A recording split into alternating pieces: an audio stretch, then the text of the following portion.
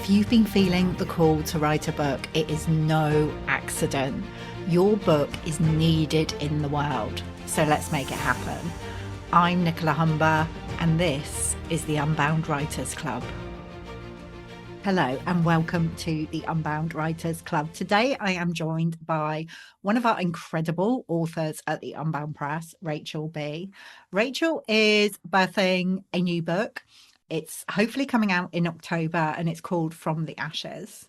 So this is a book that Rachael has felt called to write for a long time. It's a poetry collection to support victims, survivors of domestic abuse in all its forms. The collection is her story. This is what she said. This collection is my story, your story, and the story of anyone for whom it resonates.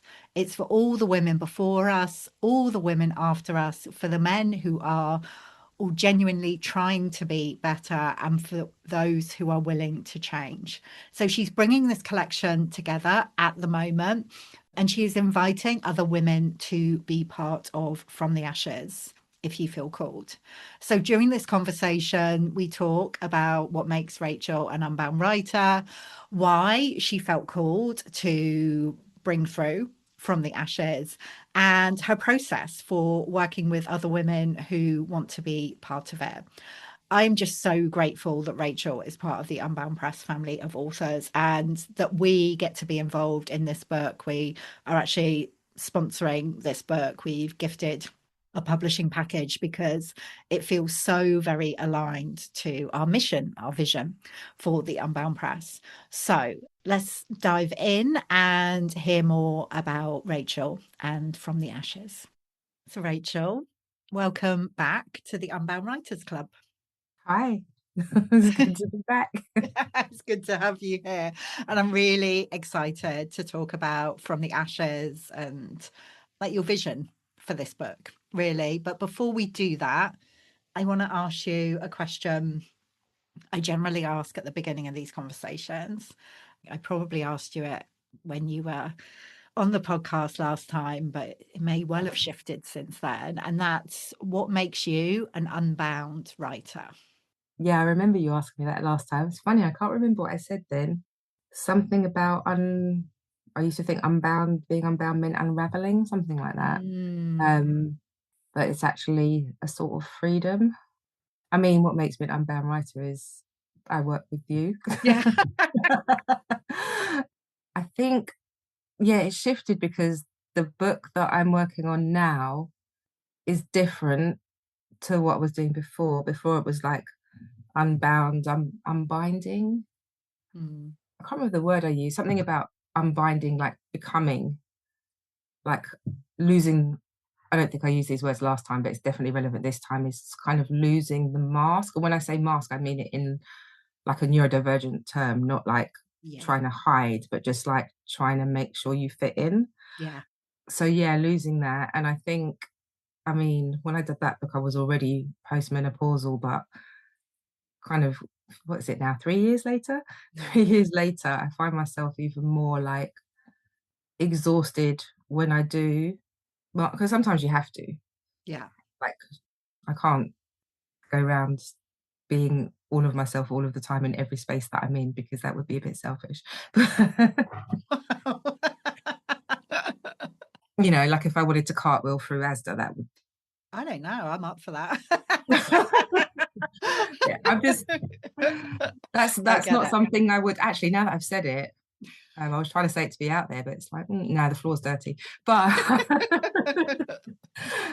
yeah, just being aware of my surroundings and stuff, and also, I interrupt people a lot because I've been told this a lot of times. My train of thought, I will lose it if I don't say it, kind of thing, like that kind of thing. I want to be mindful of other people in the Yeah. conversation, and I've gone really off topic now, haven't I? So unbound, that's pretty unbound, I guess. Mhm. With this, it's like sharing stuff that's hard to share. Mm. So I used to say it was a therapeutic intervention, and it is in a way, but just to be clear, it's not therapy. I'm not a therapist, although I'm a therapeutic coach. But the therapeutic part of it isn't necessarily the book itself, it's the process of creating it, Mm. which I Yeah. think, while not necessarily unbound in like the dictionary term, but it's very unbound press, I think, Yeah. because it's even though it's my book, it's definitely co-created by the women who shared their stories with me, and it's quite nice. I think there's only like so far maybe one who has been put their name to it. Mm. Everybody else has wanted to be anonymous. Yeah. And there is a couple of women who've written other poems, and I've gone, "Oh, do you want to use this?" And they've gone, "No, I want to do the poem that I can't put my name to." Ooh, that's interesting. So that's, yeah. And it's like, it's an unbinding, it's a letting go. So that process is therapeutic for those who do it. And I mean, I just got some feedback this morning. I haven't read it yet, but it was like, "Thank you" in capital letters. And it's just, I think it's remarkable that they trust me to hold their stories Yeah. and retell them in such a way that either empowers them or gives them peace, if not both, Yeah. and captures what their story, but in a way that doesn't identify them Yeah. to those people they don't want to be identified with. And I get that as well. Like, I've shared some aspects of myself, but not all of it. But I never explicitly say, because I'm not the only one in my story. And sometimes it's fear. I mean, I was afraid to publish my first poem, and that didn't really affect anybody.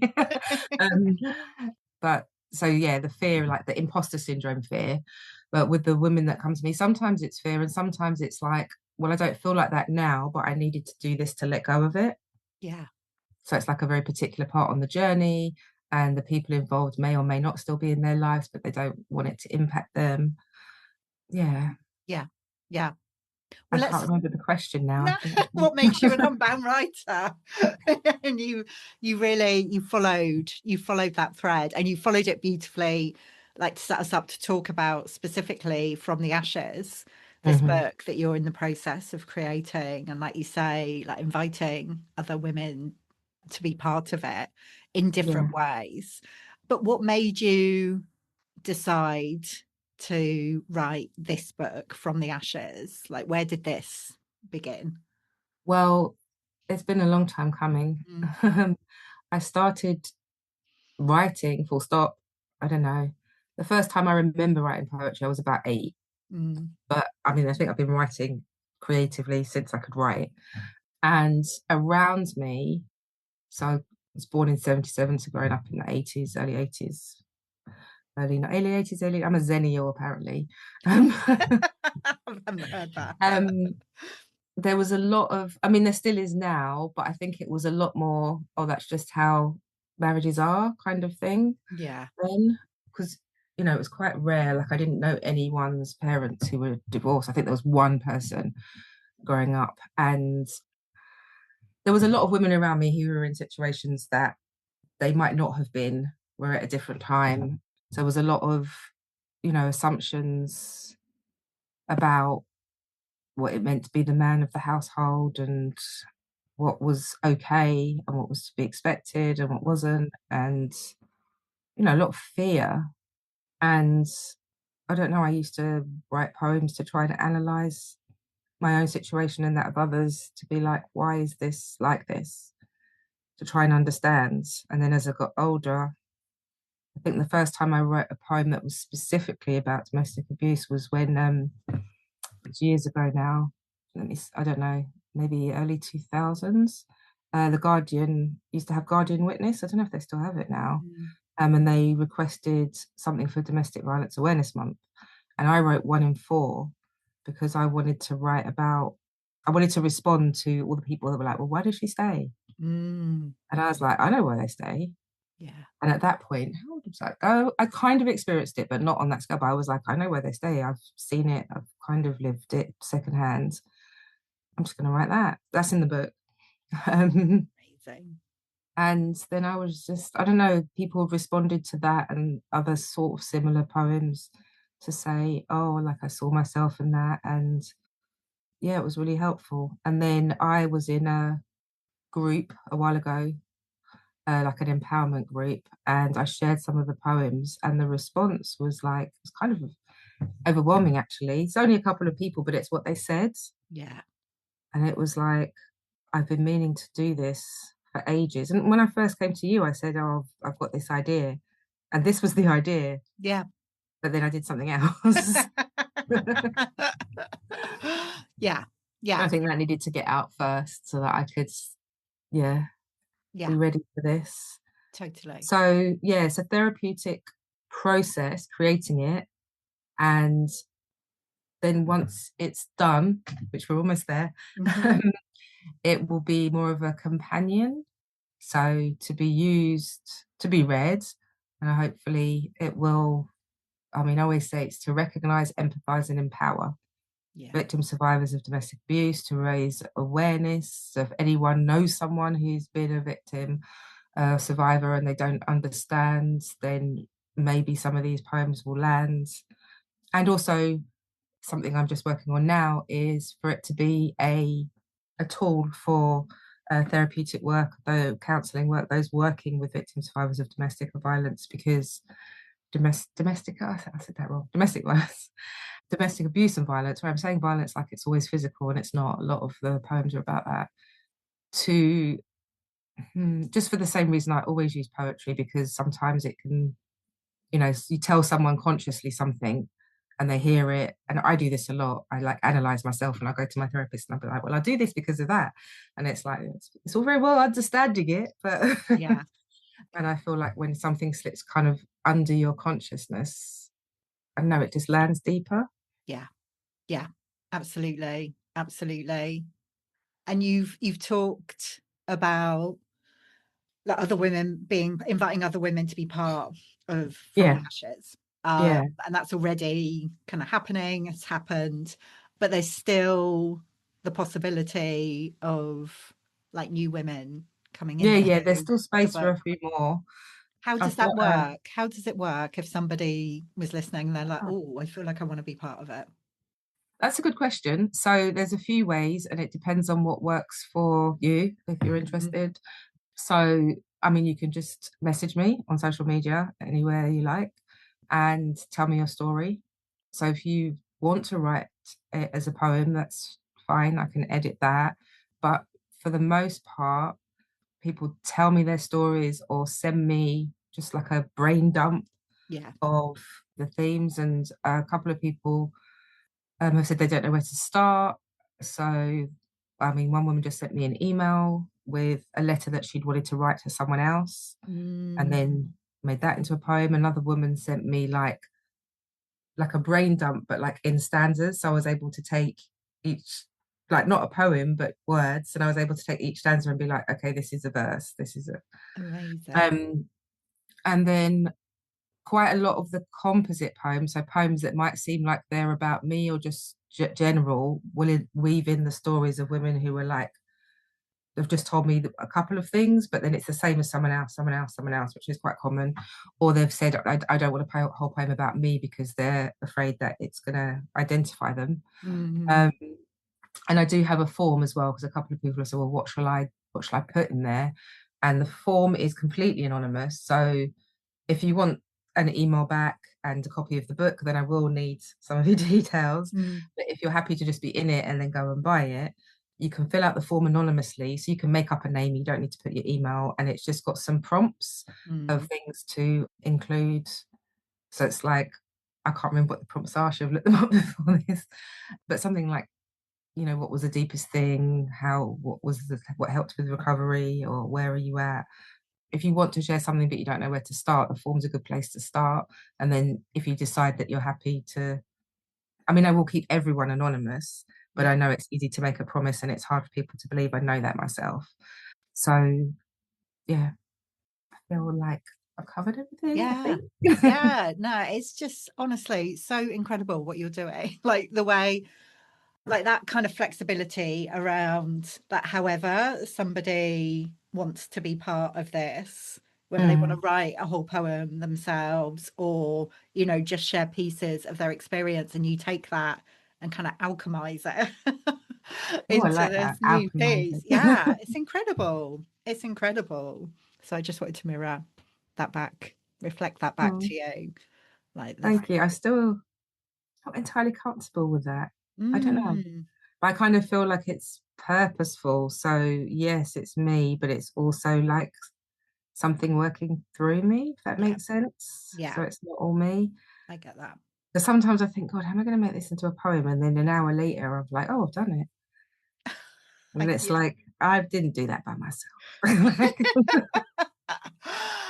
Well, no, I understand that, but it is like this process of alchemy, and it's Mm, something like I don't really, I'm not sure how I feel about the word gift, but it is something not everybody could do that.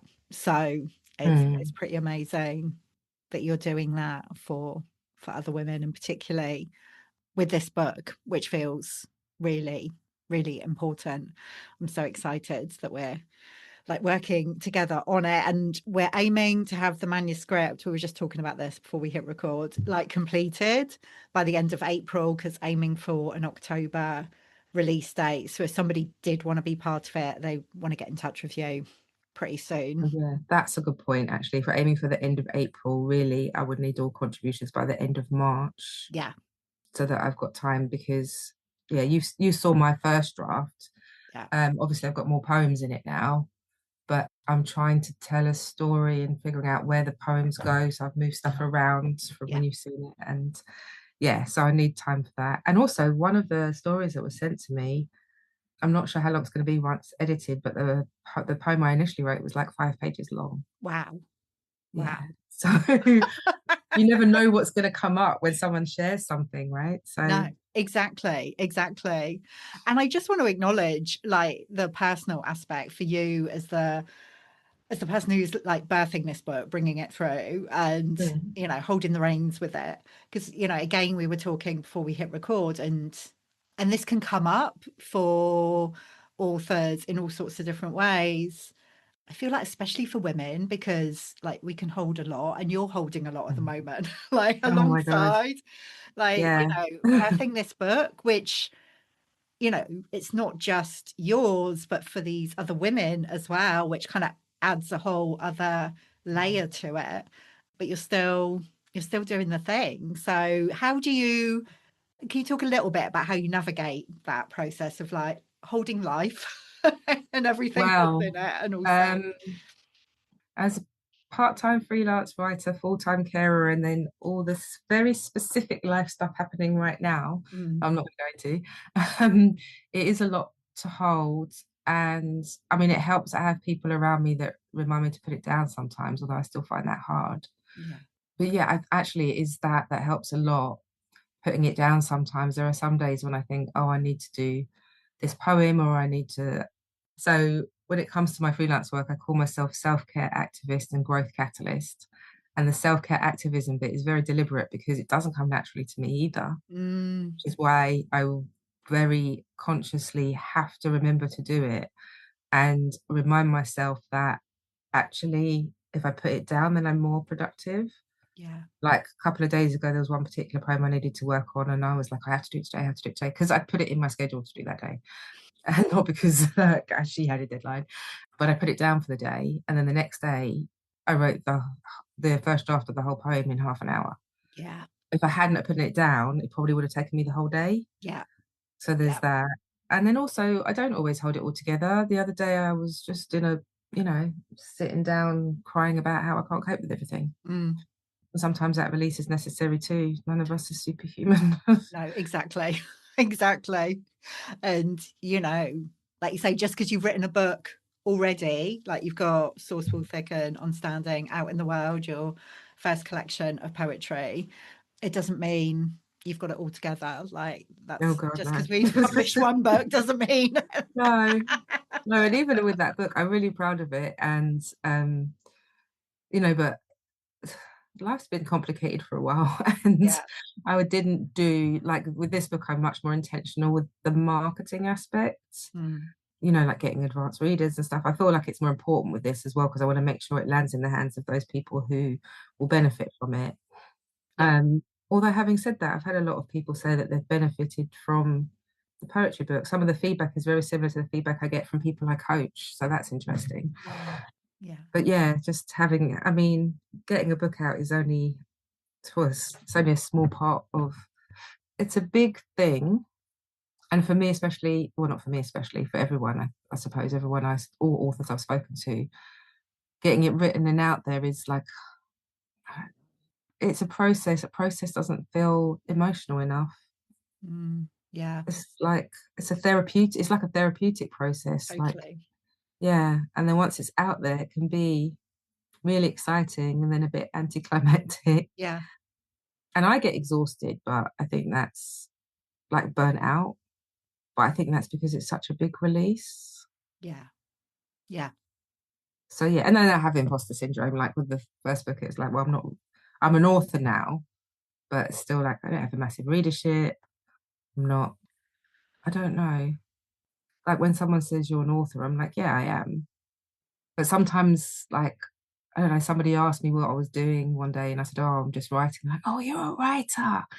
And I was like, but then I was like, oh, I'm not the type of writer you think I am. I'm not that writery kind of. well, people have this romantic idea of what it means to be a writer, don't they, or an author? Yeah. And I think, yeah, you know, there is that aspect to it, but also, you know, you're just a normal person in your life. Like we've been talking about, like holding a lot, like making her way, and I don't know. It's such an interesting piece in terms of identity, and then we get to show up in different ways as Mm. writers, as authors. So It yeah, definitely feels much more right to say I'm a writer than anything else I do. I yeah, mean, I love coaching as well, but I feel like everything kind of comes down to, well, connection.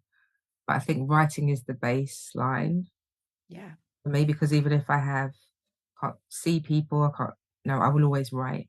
yeah, yeah. Might always coach as well. I think I always take a coaching approach with everything I do anyway. Like Mm, when I'm doing these stories, certainly if I'm speaking to someone in an interview or online or on the phone, I'm definitely taking a trauma-informed coaching approach yeah, because that's necessary to hold the space for these stories. yeah, yeah. Absolutely, absolutely. As ever, I could talk to you all day. And we will have another conversation, obviously, when From the Ashes is being released in October. We wanted to talk about it today just to let people know that it's coming. And for anyone who is interested in being part of it, please do reach out to Rachael. We'll make sure all of your links are in the show notes, Rachael.